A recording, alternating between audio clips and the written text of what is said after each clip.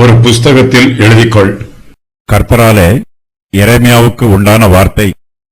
இஸ்ரவேலின் தேவனாகிய கர்த்தர் சொல்லுகிறது என்னவென்றால், நான் உன்னோடே சொன்ன எல்லா வார்த்தைகளையும் ஒரு புஸ்தகத்தில் எழுதிக்கொள். இதோ நாட்கள் வருமென்று கர்த்தர் சொல்லுகிறார்.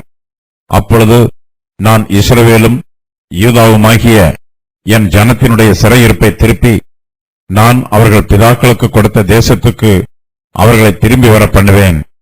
அதை அவர்கள் சுதந்திரித்துக் கொள்வார்கள் என்று கர்த்தர் சொல்லுகிறார்.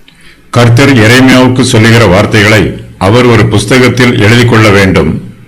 யூதர்களுக்கு ஓய்வு நேரம் கிடைக்கும் போதெல்லாம் அவர்கள் இந்த புஸ்தகத்தை வாசித்து கர்த்தருடைய வாக்குத்தத்தங்களை தியானிக்க வேண்டும். கர்த்தருடைய வார்த்தைகள் நிறைவேறும் காலத்திற்காக யூதர்கள் பொறுமையோடு காத்திருக்க வேண்டும். எரேமியா கர்த்தர் சொன்ன வார்த்தைகளை எல்லாம் ஒன்றாய் சேர்த்து அதை ஒரு புஸ்தகமாக கோர்க்க வேண்டும். கர்த்தர் எரேமியாவுக்கு தம்முடைய வார்த்தைகளை தொடர்ந்து சொல்லிக் கொண்டு வருகிறார். கர்த்தருடைய வார்த்தைகள் எல்லா சந்ததியாருக்கும் பொதுவானது. இனிமேல் வரப்போகிற சந்ததிக்கும் கர்த்தர் தம்முடைய வார்த்தைகளை சொல்லுகிறார். அந்த சந்ததியார் கர்த்தருடைய வார்த்தைகள் நிறைவேறுவதை காண்பார்கள். அவர்களுக்கு கர்த்தருடைய வார்த்தைகள் தெரிந்திருக்க வேண்டும். கர்த்தர் அந்த வார்த்தைகளை இப்போது எரேமியாவுக்கு வெளிப்படுத்துகிறார். கர்த்தர் எரேமியாவுக்கு சொன்ன எல்லா வார்த்தைகளையும் அவர் ஒரு புஸ்தகத்தில் எழுதிக் கொள்ள வேண்டும். முக்கியமான ஆவணங்களையும் சுவடிகளையும் பாதுகாப்பது போல எரேமியா கர்த்தருடைய வார்த்தை எழுதப்பட்ட புஸ்தகத்தையும் பாதுகாக்க வேண்டும். கர்த்தருடைய தீர்க்க தரிசன வார்த்தைகளை எழுதிக் கொள்வது மிகவும் நல்லது. கர்த்தர் சொன்ன ஒவ்வொரு தீர்க்க தரிசன வார்த்தைகளும் எவ்வாறு நிறைவேறுகிறது என்பதை இந்த புஸ்தகத்தை வாசித்து உறுதி பண்ணிக் கொள்ளலாம். சுவிசேஷத்தை குறித்து அவர்கள் உங்கள் நிமித்தம் பகைஞராய் இருக்கிறார்கள். தெரிந்து கொள்ளுதலை குறித்து அவர்கள் பிதாக்களின் நிமித்தம் அன்பு கூறப்பட்டவர்களாய் இருக்கிறார்கள். ரோமர் 11:28. கர்த்தர் இஸ்ரவேலும் யூதாவுமாகிய அவருடைய ஜனத்தின் சிறையிருப்பை திருப்புவார். கர்த்தர் அவர்கள் பிதாக்களுக்கு கொடுத்த தேசத்திற்கு அவர்களை திரும்பி வர பண்ணுவார். அவர்கள் அந்த நல்ல தேசத்தை சுதந்திரித்துக் கொள்வார்கள். நிறைவேற வேண்டிய முன் அறிவிப்புகள். நாட்கள் வரும், அப்பொழுது நான் இஸ்ரவேலும் யூதாவுமாகிய என் ஜனத்தினுடைய சிறையிருப்பை திருப்புவேன். நான் அவர்கள் பிதாக்களுக்கு கொடுத்த தேசத்துக்கு அவர்களை திரும்பி வர பண்ணுவேன். அதை அவர்கள் சுதந்திரித்துக் கொள்ளுவார்கள். தத்தளிப்பின் சத்தத்தை கேட்கிறோம், திகில் உண்டு, சமாதானம் இல்லை. பிரசவிக்கிற ஸ்திரீயைப் போல் புருஷர் யாவரும் தங்கள் இடுப்புகளின் மேல் தங்கள் கைகளை வைத்திருக்கிறதையும் முகங்கள் எல்லாம் மாறி வெளுத்திருக்கிறதையும் நான் காண்கிறேன்.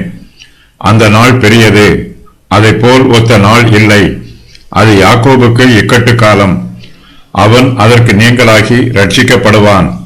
அந்நாளில் நான் அவன் அந்தி கிறிஸ்து நுகத்தை உன் கழுத்தின் மேல் இராதபடிக்கு உடைத்து போடுவேன்.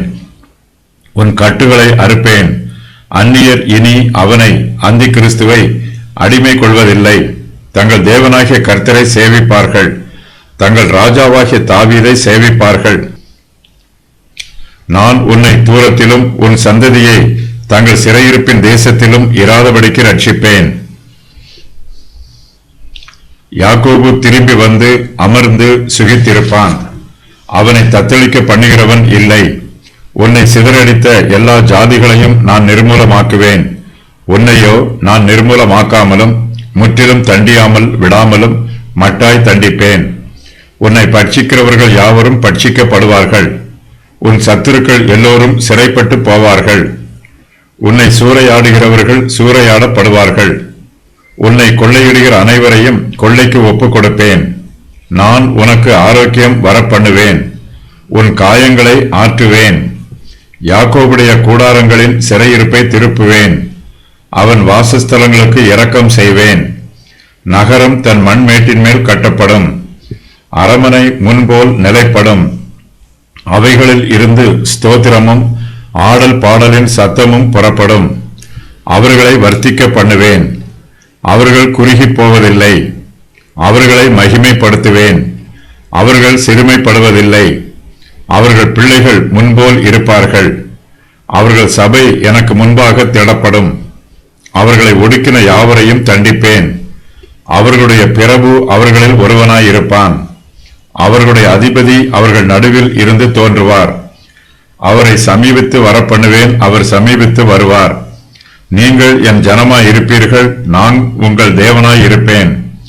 கோராவாரி காற்றாகிய கர்த்தருடைய பெருங்காற்று உக்கிரமாய் எழும்பி அடிக்கும். அது துன்மார்க்கருடைய தலையின் மேல் மோதும்.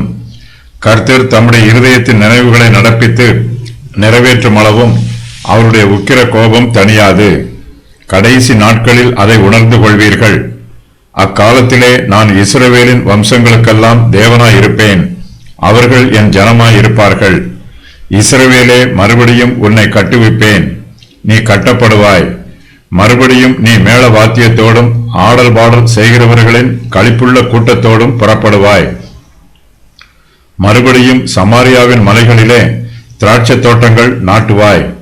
நாட்டுகிறவர்கள் அவைகளை நாட்டி அதன் பலனை அனுபவிப்பார்கள். எழுந்திருங்கள், சீயோனில் நம்முடைய தேவனாகிய கர்த்தரிடத்திற்கு போவோம் வாருங்கள் என்று எப்ராயீமின் மலைகளில் உள்ள ஜாமக்காரர் கூறும் காலம் வரும்.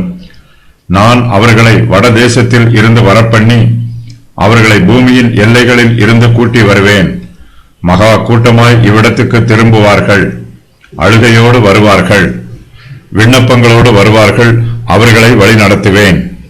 அவர்களை தண்ணீர் உள்ள நதிகள் அண்டைக்கு இடராத செம்மையான வழியிலே நடக்க பண்ணுவேன். இஸ்ரவேலை சிதறடித்தவர் அதை சேர்த்து கொண்டு ஒரு மேய்ப்பன் தன் மந்தையை காக்கும் வண்ணமாக அதை காப்பார். கர்த்தர் யாக்கோபை மீட்டு அவனிலும் பலத்தவனுடைய கைக்கு அவனை நீங்களாக்கி விடுவிக்கிறார். அவர்கள் வந்து சீயோனின் உச்சியிலே கம்பீரிப்பார்கள். கர்த்தர் அருளும் நன்மைகளுக்காக ஓடி வருவார்கள்.